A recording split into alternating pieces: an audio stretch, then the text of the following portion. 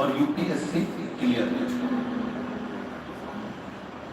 क्या तुम्हारा वो सिंगर वाला बाबा मेरी यूपीएससी क्लियर करा सकता है? माँ ने जब कहा तो कहा कि तू पढ़ाई तो कर। सिंगर वाला बाबा कहता है कि अपनी पढ़ाई को 4 गुना बढ़ाओ, मेहनत 4 गुना करो और मेहनत के साथ में शिव जी पे बेलपत्र लगाकर शिव को समर्पित कर फिर जाओ। मेरे बच्चे ने 2021 में यूपीएससी की परीक्षा दी और बाबा की कृपा से उसका रेलवे में मैनेजमेंट सर्विस के पद पर जॉब हुआ। अब भी बेटे ने यूपीएससी क्लियर नहीं कर पाए तो उसके कारण बस उसने कहा मैं फिर से यूपीएससी फिर यूपीएससी और यूपीएससी की परीक्षा देने के बाद जब उसका क्लियर नहीं आ रहा तब उसने कह दिया अब माँ तू बता मैं क्या करूं। तो माँ ने कहा एक काम कर, वापिस परीक्षा जा, फिर परीक्षा जा। और बाबा की कृपा से ऐसी कृपा बाबा ने करी कि एक परीक्षा में बाबा ने फिर Indian revenue service income tax में बाबा ने उसको किया था। फिर बाबा की कृपा से उसने फिर वापिस परीक्षा दी और बाबा की ऐसी कृपा हुई गुरुदेव कि उसने यूपीएससी क्लियर करा, 142 अंक लेकर आया और बाबा की कृपा से देवघर की कथा के पंडाल में बैठकर उसने कथा सुनी, वहां की मिट्टी को नमन करा और जब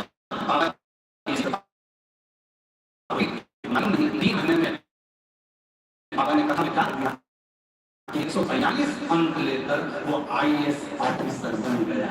मैं शिव को नमन, मैं शिव को प्रणाम।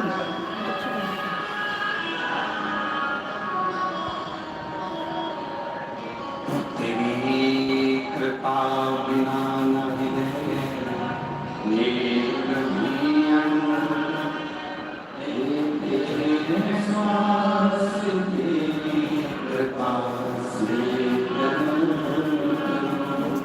बखान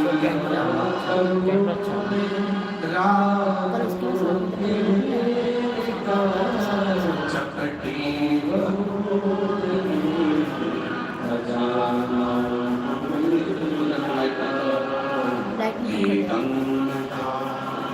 मुक्ति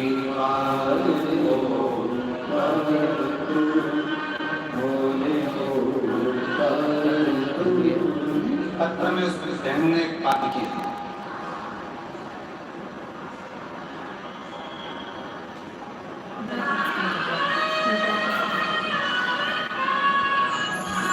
मैं आस्था चैनल वाले से कहूंगा इस पत्र की वो लाइन आप भी आस्था चैनल पर जरूर। और बहन ने जो लिखा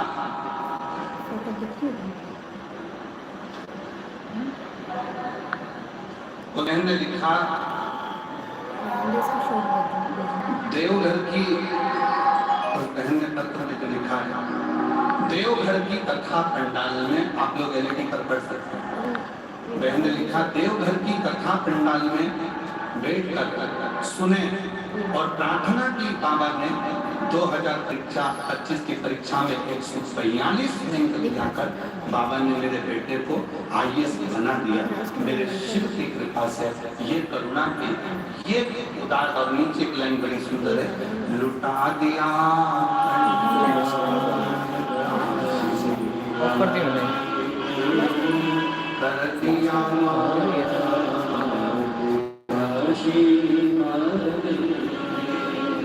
जो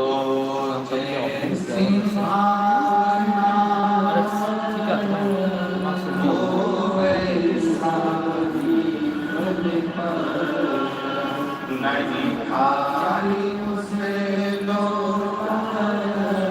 वो मन नहीं मन हर्षा और कर देना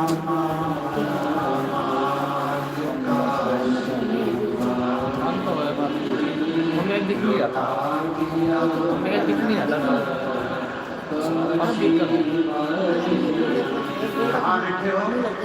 शिव जी को उससे मतलब नहीं।